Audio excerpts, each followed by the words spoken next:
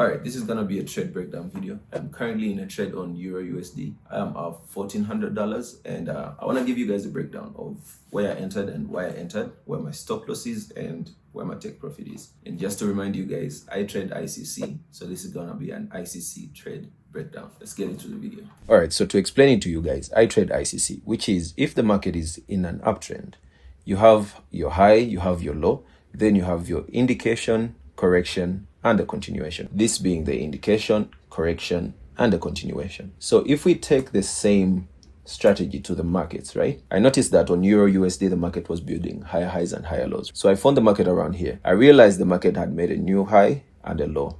We made a new high and we made a low, okay? So price is not trying to go any lower than this gray box. So I marked out my swing high and then I had to wait for my indication. So price gave me an indication, it gave me a correction, and now we are in a continuation. And if I go to the 4-hour time frame, this is how it looks. I got my indication right here. Then price started correcting. So when price is correcting, it is going to be bearish. So we have to scale down to the lower time frames and wait for market structure to shift on the lower time frame to show us that, okay, we are back in buys, and then we can take our trade. We do not take our trade until all the time frames align. We started from the daily time frame. Daily time frame is bullish. We are looking for buys. We wait for our indication and our correction. Go down to the 4-hour time frame. 4-hour time frame was correcting, bearish. Price sold off. That's a correction. After the correction, now we need to look for proof that price is going back up. Before we enter our trade, we need to look for confirmation that price is buying back up. And how do we get our confirmation? We come to the 1-hour time frame. The 1-hour time frame is going to look more clear than the 4-hour time frame. On the 1-hour time frame, we sold off, right? Just like this, equal low, lower high, lower low, lower high. Got here, we made a new low. Buyers and sellers struggled around this point. Nobody really has control. We got back here and price made a new high. We made a higher low. We broke this high, giving us our indication. We got our correction, right? And then when the market got back above here, then we could take our entries, because on the 1-hour time frame, the market has turned bullish, just like our 4-hour time frame and just like our daily time frame. I entered in right around here. My stop loss is just below here, because we have established price does not want to go any lower than this. And my target is up here where the indication ended. But I believe that if we are truly in an uptrend, price is going to maintain higher highs and higher lows, right?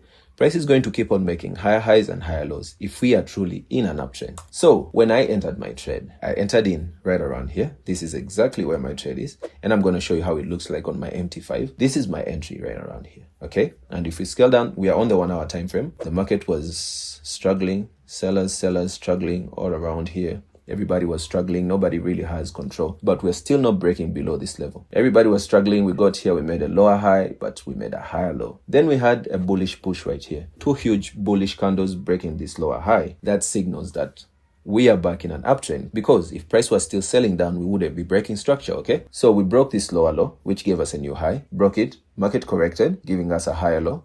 Struggled here a bit, but still broke this new higher high, right? This was my indication. This was my correction. And when the market got back above here, that was my confirmation to enter this trade. And I placed my stop loss at the place where I realized that price was not trying to go any lower than that. So like I was saying, in a true uptrend, price will continue building higher highs and higher lows. So if you go to the 4-hour time frame, this is my target, right? Because that's where the indication ended. But as you can see, I did not set a take profit at this target. I am anticipating price to go back to this point. If we have proper bullish momentum and price goes all the way back to here and then breaks above this, if we do something like this and price comes here and goes all the way back up here, that is my first TP. And when it gets to that point, I might take partials, right? Or I might hold my full trade, but I'm probably going to take partials. But if price goes all the way back up here, but then instead of stopping here, it corrects a little bit and breaks through this zone, that will have me thinking price is making a new higher high. So this is where I set my full TP to, because this is a zone where we have a lot of liquidity from the past price movement. So I set this zone as my full TP. So I am anticipating price to come all the way up here, correct a bit, and then go all the way back to up here. But that's just a prediction, okay? This is not concrete proof that price is going to go all the way back up here. I am predicting that price might buy all the way back up to up here. But in trading, we have to analyze the markets and see what the market is offering us, okay? I might have this prediction, but I'm going to look at price closely. Once price comes back to this point right here. I am going to look at price closely and see how it's moving. If it gives me a new indication, then I'll know that price is going up. But if it fails to break above here and then starts selling off, that means my prediction is wrong, and then I'll have to close my trades. So in trading, you have to be able to analyze and realize that we do not control the markets. We react to the markets, okay? You cannot control how the market is going to move.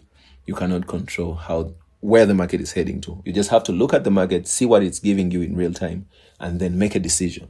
Do you want to hold your trades, or do you want to close out your profits and just wait for another trade setup? So if you want to take buys on Euro USD, you'll have to wait for price to indicate, correct, then go all the way back up. But that is my current trade on Euro USD. I am still holding this trade, even though price is struggling around here. And I am hoping for the price to buy back all the way up here. But let's see how it goes. That's my trade breakdown. If you found it useful, hit the like button, subscribe to the channel. That will be of great help. And I'll see you in the next one. Peace.